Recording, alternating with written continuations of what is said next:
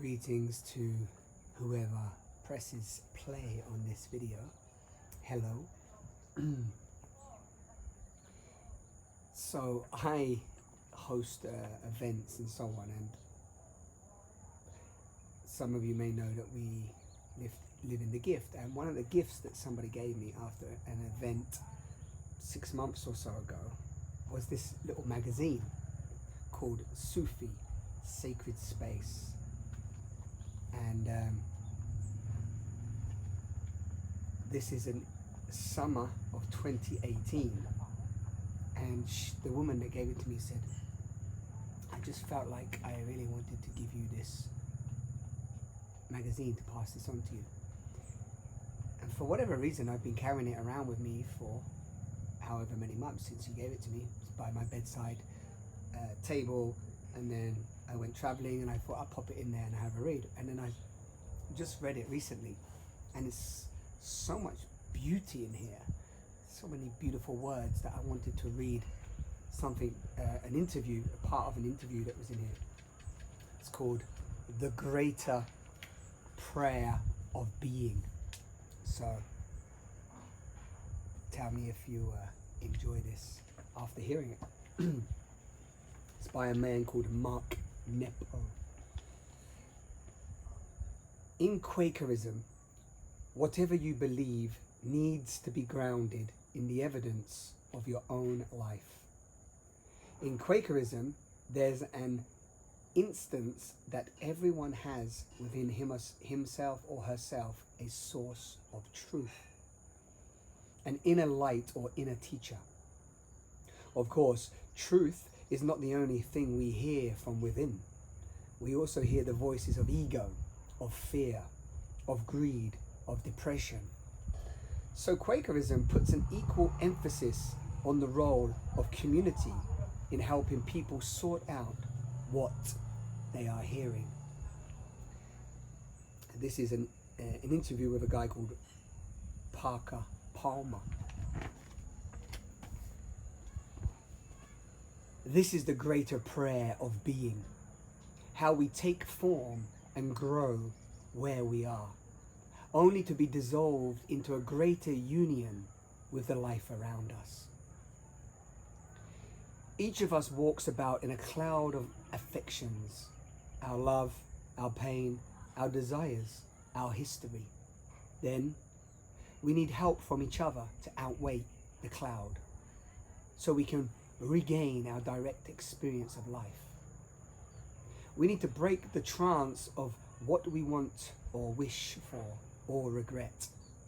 The task is not to replay what we go through, but to integrate what enters our heart. Not to linger in what might have been or what has fallen short, but to make the most of what's before us. The challenge is to feel what's real while it's real. And we each need help sorting what we're hearing. For fear and worry are dark spiders constantly weaving webs in the corners of our mind, till one day we walk into those webs, surprised and entangled. This is why we have to still our mind and open our hearts, to clean out the webs of fear and worry.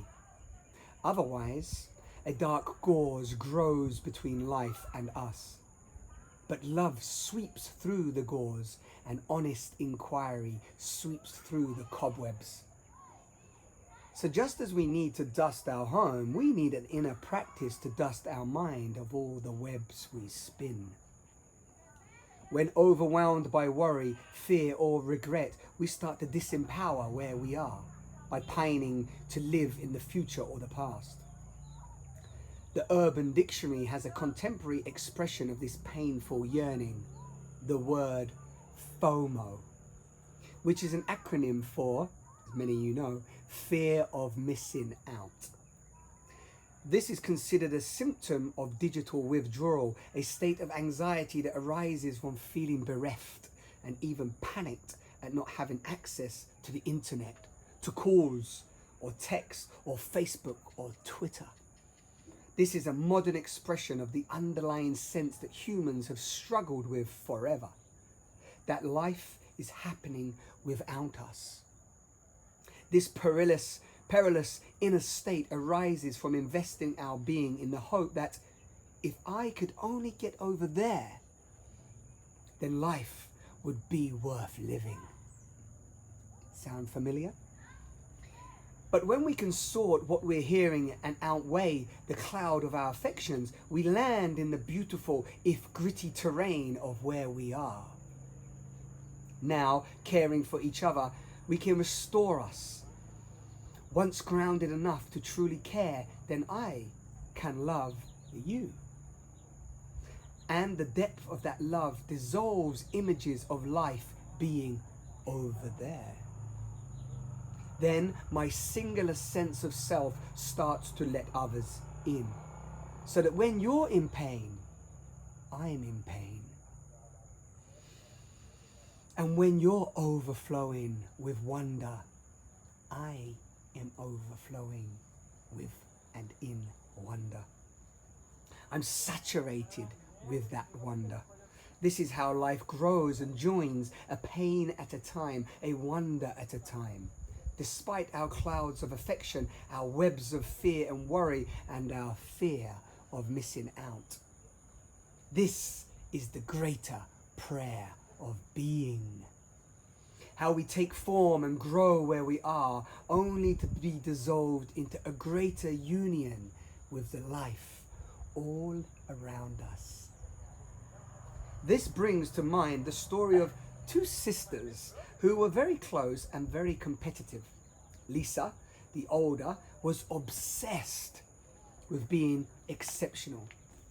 She needed to excel in everything. Gail, the younger, was obsessed with experience. She needed to meet as much of life as she could. Gail would question Lisa. Why all the work to make things happen? And Lisa would question Gail. Will you ever accomplish anything? They never really understood each other, though they secretly envied each other's devotion. It was later in life, after many years apart, that Lisa fell ill and Gail came to care for her. Forced by her illness to be still, Lisa could no longer accomplish anything. It made her feel lost, but opened her to her deeper self. And forced by her love for Lisa, Gail had to become competent in her care, accomplishing a great deal from day to day. It was the fragility of life that stopped Lisa and Gail from insisting on the face each showed the world. They met in the quiet moments of caring for one another. Each of us is scoured over time, though we hate the scouring, hollowed to something beautiful, though we fear the hollowing. Each of us is hovered over by unseen angels and demons who want our attention. Each of us worn to a small chamber in which what matters can be heard despite the noise we make while running to and from. This scouring by angels and hollowing by demons is how we're refined while here, no matter how clouded and lost we may get along the way. And just the other day, I was trying to outweigh the cloud of my own affections. The January sun was splaying through the anatomy of trees. My dog was sniffing about, scenting mice gone underground. The only noise was the snort of her nose in snow. I was drawn again to the bare tops of trees, thinner than the rest. Drawn to the life of the tree moving all that way from the gnarly, buried root stretching up the trunk and twisting through the limbs to the most exposed gesture reaching to the sky. Then I could see that, like the length of a mature tree, from root to leafless tip, this is how we establish ourselves in the world. The deeper our roots, the higher we can reach. Now I wonder, if trees could talk, would they tell us that their roots feel the wind from the sky and that their uppermost twigs feel the earth packed around their roots? when taking root where we are and reaching towards the light, we too feel everything all the way through. The clouds were drifting by, more visible because of the wind-blown twigs, just as the truth of the universe is more visible when we are fully here.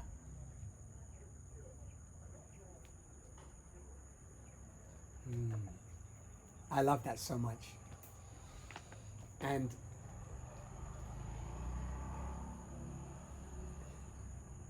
why I even wanted to read it in this moment and share it with you all, share it with the world, is right now with what's going on in the world, to some extent, no more than ever, is a time for us to reconnect to our being, to come inside, to connect to the truth of who we are, to trust our intuition, to question our relationship to authority, to really ask the big questions. This is a calling inside, because as we go in, we can purify, refine what is needed, and from our inner state, we then project outwards. So our projections and our engagement, our reflections, the way we see the world comes from our inner. That beautiful saying, we see the world as we are, not as it is. So this is a big calling right now to come back to our own truth and then stand firm in that, stand strong in that, stay empowered in that, to trust in that. So I felt, as I say again, this was written in, this interview was taken in 2012 and taken from a longer interview. And this magazine was shared in 2018.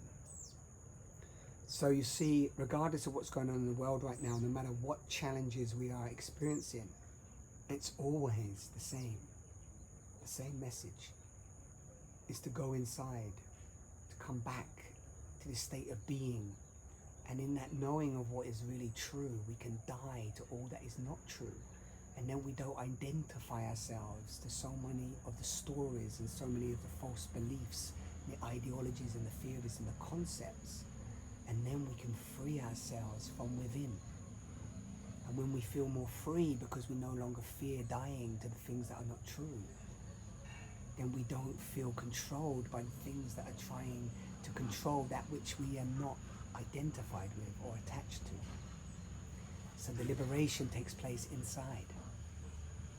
And then we address what comes up from moment to moment, knowing that everything is impermanent, knowing that everything is rising and passing away, knowing that every breath we take is another breath closer to this physical body decomposing. So I hope this brings a little love and light and joy and exuberance and aliveness to whoever listens. Thank you.